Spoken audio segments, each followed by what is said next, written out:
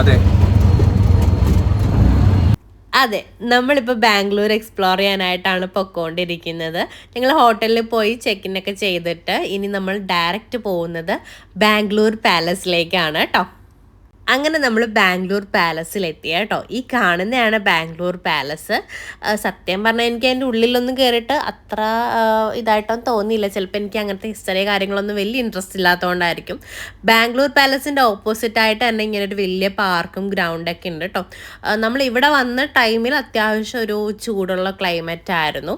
അങ്ങനെ നമുക്ക് അവിടെ ചെന്നപ്പോഴത്തേക്കും ഒരു ഫോണും ഒരു ഹെഡ്സെറ്റും കിട്ടിയിട്ടുണ്ടായിരുന്നു. അതിൽ നമുക്ക് ഓരോ സ്ഥലത്തെത്തുമ്പോൾ അതനുസരിച്ചിട്ടുള്ള നമ്പേഴ്സ് വെച്ചിട്ട് നമുക്ക് അതിൻ്റെ ഹിസ്റ്ററി കാര്യങ്ങളൊക്കെ ആ ഹെഡ്ഫോണിൽ കൂടെ കേൾക്കാം കേട്ടോ. അതുപോലെ നമുക്ക് അവിടുന്ന് ഒരു ഇങ്ങനൊരു ടാഗും കൂടെ തന്നിട്ടുണ്ടായിരുന്നു.